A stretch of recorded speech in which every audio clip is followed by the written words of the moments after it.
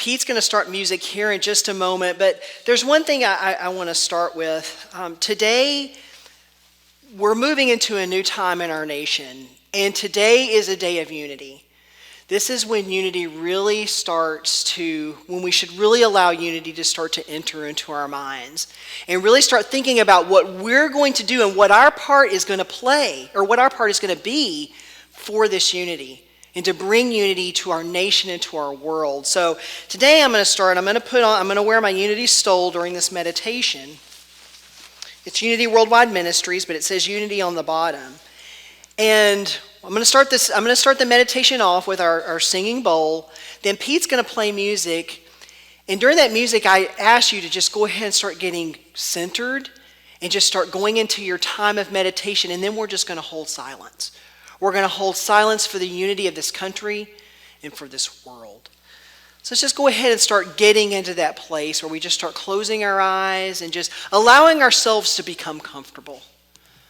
Just allowing yourself to move within into that place of meditation.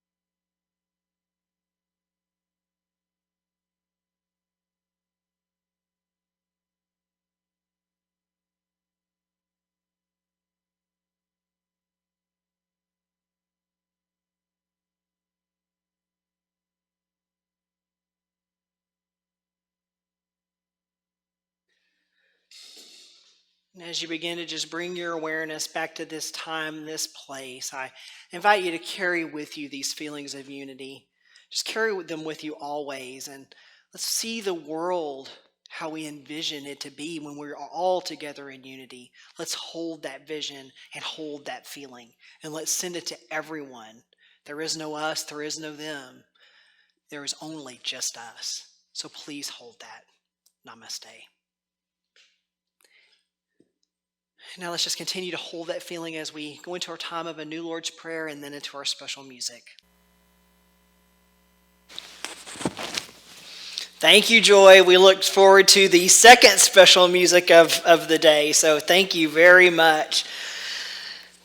I've said this before, but we have such a talented group of people here at the Unity of Madison. We seldom even have to go outside to look for talent because we have so much here.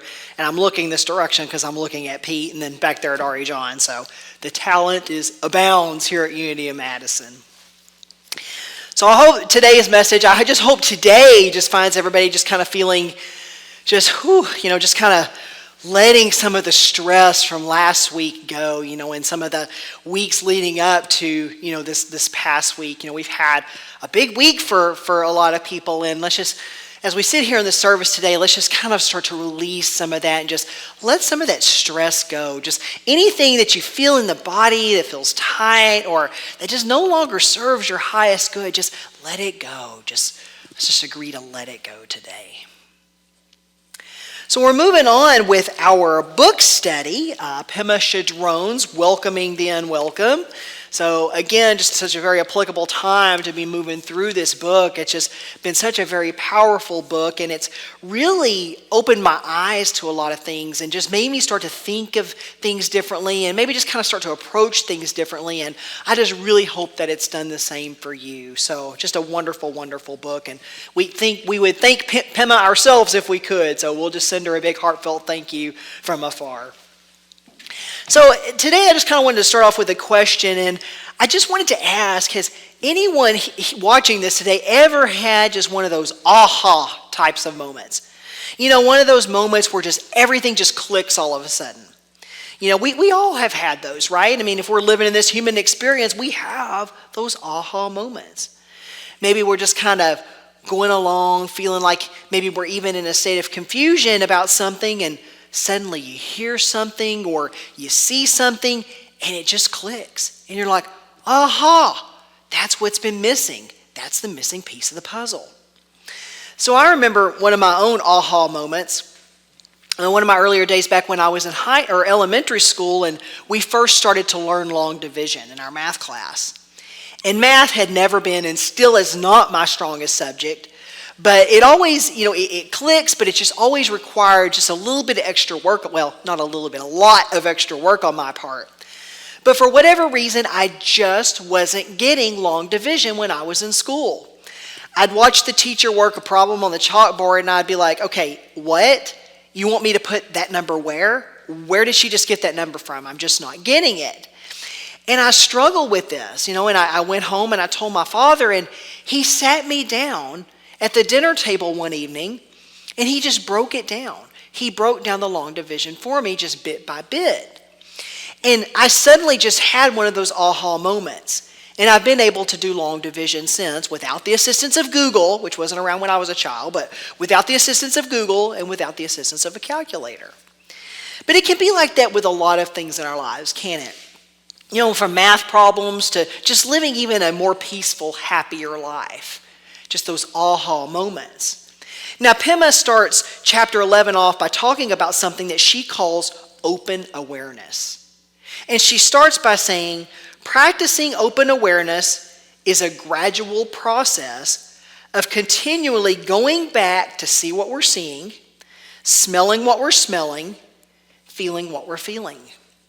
Whatever happens, the method is to keep letting go of the extra stuff and return to just what's here.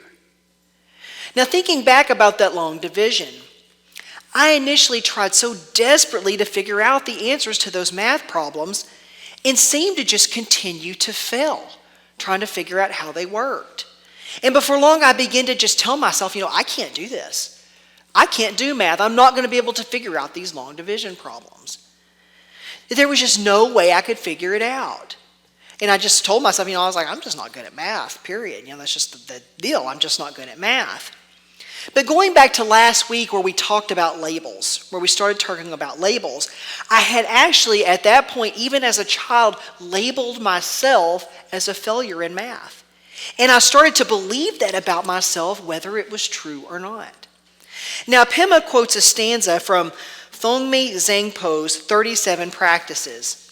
She says, he said, whatever arises in experience is your own mind. Mind itself is free of any conceptual limitations.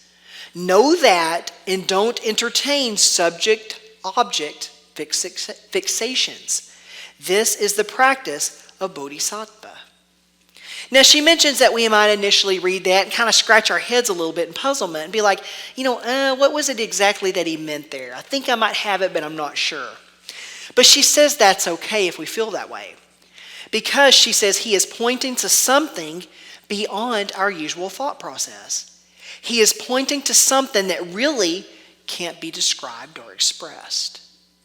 Now, another thing worth pointing out with those verses is what she says here. She says the first line of the stanza refers to our tendency to confuse how we label things with how they truly are. So let's first start with mind. And when I say let's start with mind, it's important to understand first, let me just say that there's mind with a capital M and mind with a lowercase m, and we'll go into that. Now, mind with a lowercase m would be an instance of me labeling myself as a failure in math. I was basing that on something that was just happening in that moment, a very impermanent situation that could easily be changed at any given time, a situation that's likely to change, a situation where ego was my mind at that moment. Pema describes it like this: the mind that labels, judges, compares, and solidifies. She goes on to say, except for during rare moments, something is always overlaying our experience, our views, our opinions, our mental and emotional pushing and pulling. So one example of mind with a lowercase m could be this. I'm going to use my father again. So if my parents are watching today, my father's taking center stage. But anyway, my father used to like to see how long he could push it without turning on the air conditioner every spring. And this is in Texas, where it's like boiling hot. But I say that to kind of joke, but trust me when I tell you that, AC bills, air conditioning bills are sky high in the summer in Texas. I knew people that had bills that were over $1,000 a month, so they can get really high.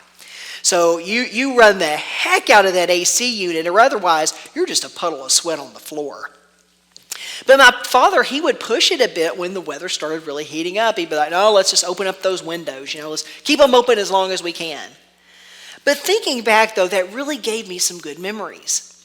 I remember laying in my bed at night, and I remember hearing a train that would often come through town late at night off in the distance.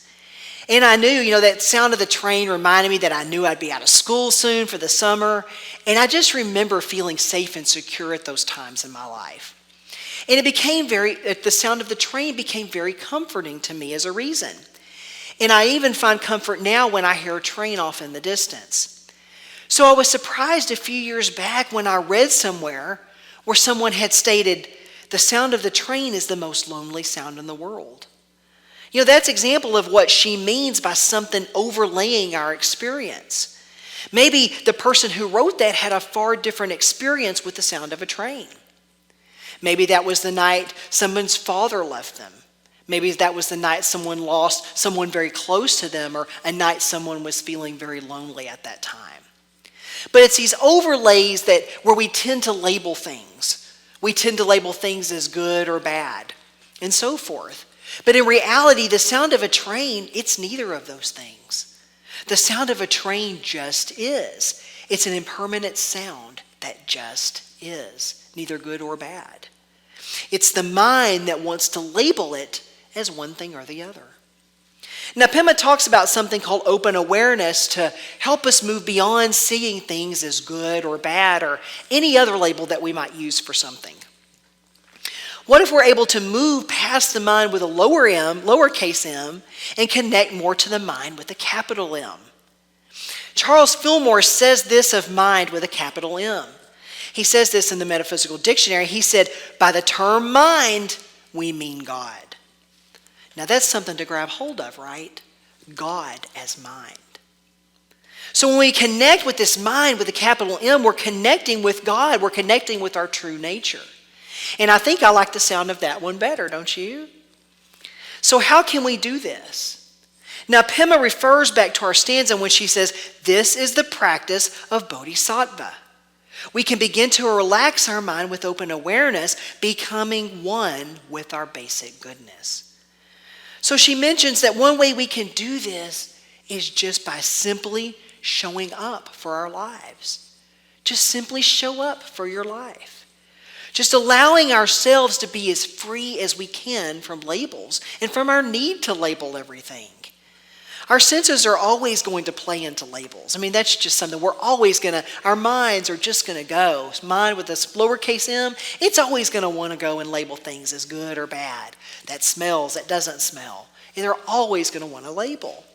You know, we smell something, like I said, we immediately label it as good or bad. We hear something and we label that sound as good or bad. And there are a lot of other labels, of course, and we remember that it's going to be our nature to have an experience and to want to label it, whether we do this consciously or not. Now, Pema mentions sitting in the middle of what's happening. Now, this is often experienced during meditation. We've all, probably anybody that's ever meditated has had this experience. You know, we sit down to meditate, we start getting into it, we're feeling pretty darn good.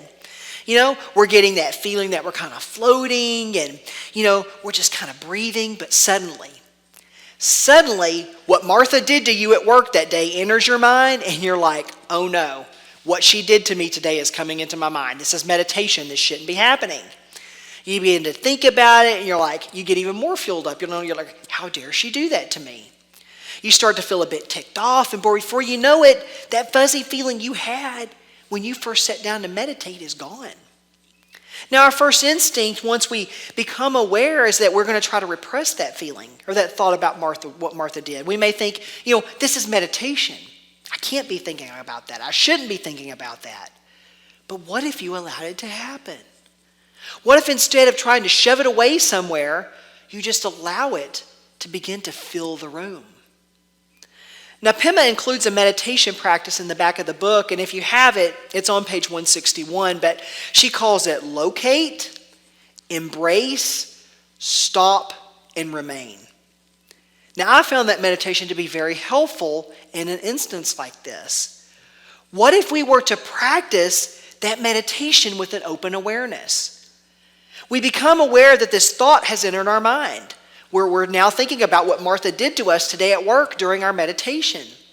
So we locate that feeling. We locate where we're feeling that thought, that feeling in the body. We think about the sensation that we're feeling when we think about what she did to us at work that day. And we make contact with that feeling. We embrace it. We embrace that sensation. We don't fight it because there's no reason to fight it. We find it and we acknowledge it and we fill it with warmth. We allow our heart to just be with it and to enclose it just as it is. We stop. It doesn't mean that we stop the feeling. We let it go. We release. Maybe it's the story that we've held on to for far too long. Maybe we've scorned Martha from work for way too long. Maybe it's time to let that story of how she wronged you go. And we remain. We stay present with the feeling until it starts to shift. We remain with it, again enclosing it with warmth and with the heart. Realizing that we want to let it go and that there's no point to continue to do this to ourselves. To allow ourselves to continue to feel however that feeling has made us and is still making us feel. Now, we may find sometimes that staying with it becomes too much. And that's okay if it doesn't transform in one session. Let it go. But if you begin to find that it's too much of a struggle at any time, just do what you can in that moment and just let it go for a bit. Another thing this starts to do is that it forces us out of our comfort zone.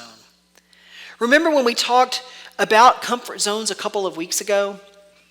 We don't tend to grow or to expand when we remain locked away in our warm cocoons, in the comforts of our homes on the couch watching Netflix. We've got to be willing to step out of our comfort zones for this to occur, for any kind of growth to occur. Sometimes we have no choice but to step out of that comfort zone because life throws us out, whether we're willing or not. Pema mentions this in chapter 12 of the book when she talks about life changing in an instant. It's one of those moments where suddenly someone we love passes on, where we receive that diagnosis, whatever it is that changes your life with a click of a finger. Suddenly everything we knew and the way we knew it changes. It doesn't care whether we asked for it or not. It didn't knock on the door and say, hey, I'm about to change your life completely. Are you ready? It just happened. We're thrown from this comfortable routine into this sudden feeling of emptiness, as Pema puts it. Normally our minds think of emptiness and tend to think of a void of some kind. But what if it doesn't have to be that way? What if emptiness doesn't have to mean that? Pema states it as free of imputed meaning. So think back to my train story for a moment. I've always viewed the sounds of trains as comforting. To me, I hear a train and I think comfort and safety. But is there really any actual meaning to the sound of a train? I mean, it's certainly doing its job in hauling freight from one location to the other and for letting people know that it's coming and it's about to enter into a street. But is there any true meaning of the sound beyond that? Is it meant to be comforting or not comforting?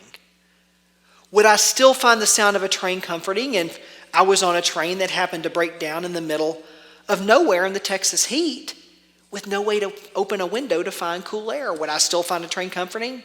And I say that because that really did happen to a friend of mine. She was on an Amtrak and it broke down out in the middle of nowhere in the middle of the Texas heat. She doesn't like trains anymore. But I might not view a train myself the same as comforting any longer if that happened to me. The imputed meaning of that comfort and safety may well vanish if I had that experience of being stranded on a train. And of course, that's a small example in the grand scheme of things when we think about how our imputed meaning can change due to the death of a loved one or, other such things that just completely upend our lives. Pema says, when your bubble bursts, even the most ordinary things in your life, your furniture, your neighbor, how you walk down the street, are stripped of their extra layers of imputed meaning. You may find yourself in a groundless, open space. And that feeling can last for a moment, or it may last for many years. Pema talks about how we're all going to find ourselves at some point or the other thrust out into that emptiness. But the good news is that we can prepare for it by getting ready for it right now before it happens. So one of the ways she's mentions is via the meditation that I talked about. Allowing things to be. Not labeling them as good or as bad, but just allowing them to be as they are. Recognizing them for what they are. It doesn't mean that we're not going to feel pain around these, but it may help us to perceive these things in an entirely new or perhaps different way. Pema mentions when our bubble bursts, we can recognize that we're walking through a very important doorway.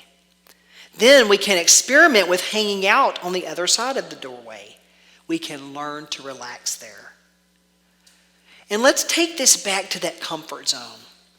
Sitting with those things that make us feel that fear of leaving that comfort zone. Once we learn to sit with these things and allow ourselves to just feel them as they are, allow them to take up space in that open awareness, we can then just begin to learn to relax with those things. It really does become up to us to decide how our relationship with that emptiness is going to be. Is it going to be something that we fear? Something that keeps us tucked away safely and securely in our comfort zones or our safety bubbles? Or are we going to be willing to take a second look at those things that we fear? Stepping out of that place that we find so familiar. Taking a look at something different or something new. Pema says, when we stop seeing the familiarity of samsara, when we stop fighting the groundlessness of freedom from imputed meaning, emptiness becomes an experience of awe of the infinite, of limitless space. So we've been handed this amazing opportunity right here, right now, today. This amazing opportunity to practice what we are learning as we move through this study together. We're now starting to hear messages of unity from some of our leaders. Messages that start the work of cutting through all of this polarization that has been swirling around us for far too long. Messages that consistently cause division and separation.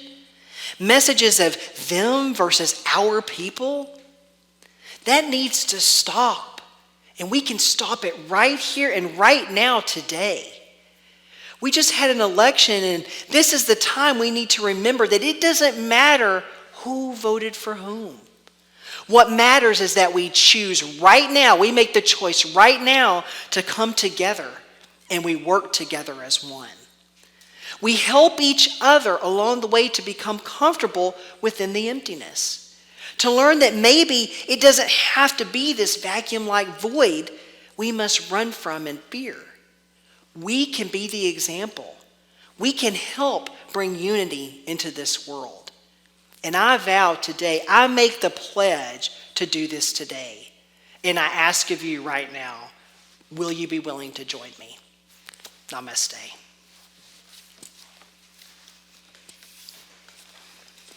And now we welcome Joy back for some more special music.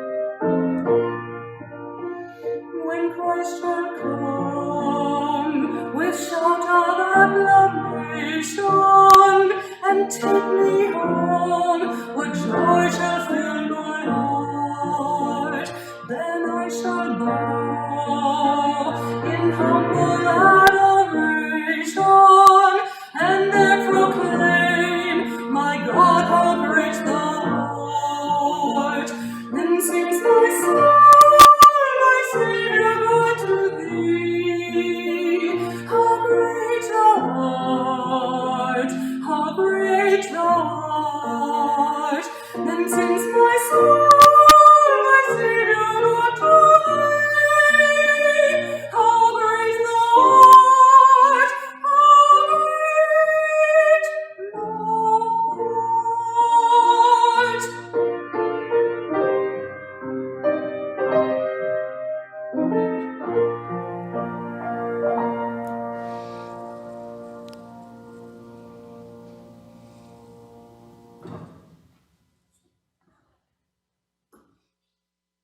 Thank you, Joy and Pete. That was wonderful. I like the way that you wrote that, Joy, or added in your own touches to it. So thank you very much. And speaking of how great thou art, let's bless our youth ed today. So please join me in giving our youth ed a big blessing.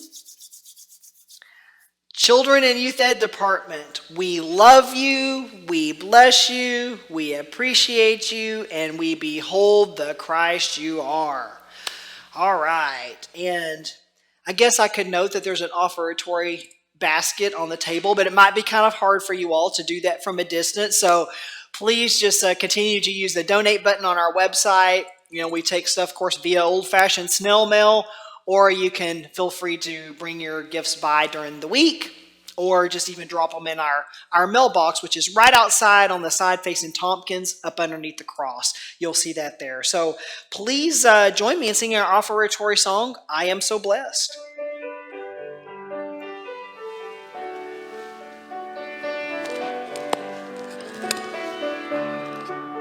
I am so blessed, I am so blessed, I am so grateful for all that I have.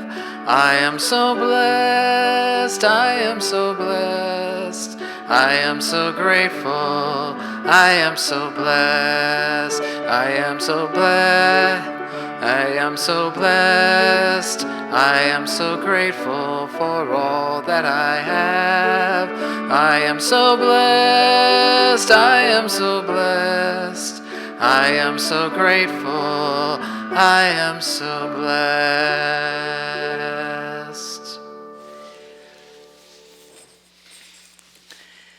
I invite you to now please take your tithes and offerings in your hands, or to place them over your heart as we say together our offertory blessing. Divine love, through me, blesses and multiplies all that I am, all that I have, all that I give, and all that I receive. Thank you, God. And please join us from your homes as we bond together virtually, knowing that we're all together in our hearts, and sing our peace song.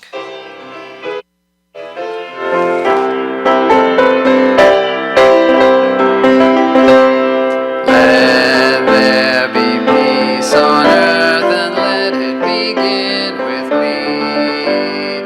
Let there be peace on earth, the peace that was meant to be. With God as creator, family all are we. Let us walk with each other in perfect harmony. Let peace begin with me. Let this be the moment now. With every step I take, let this be my joyous vow. To take each moment and live each moment in peace eternally. Let there be peace on earth, and let it begin with me.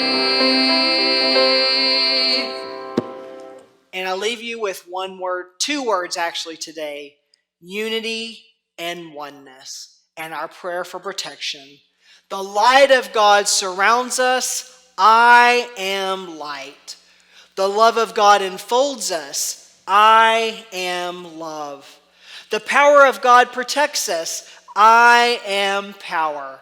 The presence of God watches over us. I am presence. Wherever we are, God is, and all is well. Take it, Pete.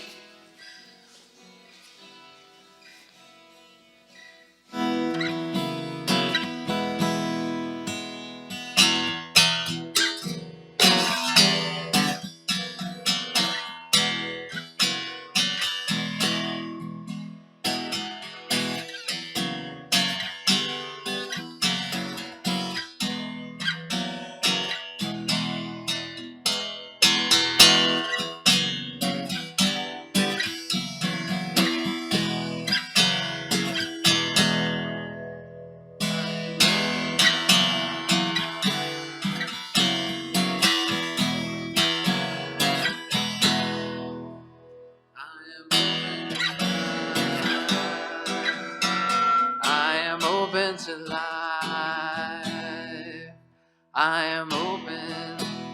I am open. I am open to life. I am open. I am open. I am open to life. I am open to life. I am open to life. I am open to life. I am open to life. I am open. I am open. I am open to life. I am open. I am open. I am open to life. I am open to life. I am open to life. I am open to life. I am open to life. I am open. I am open. I am open to life. I am open. I am open.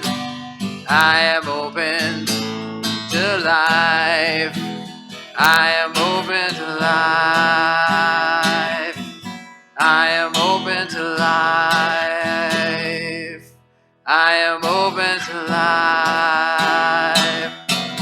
I am open to life.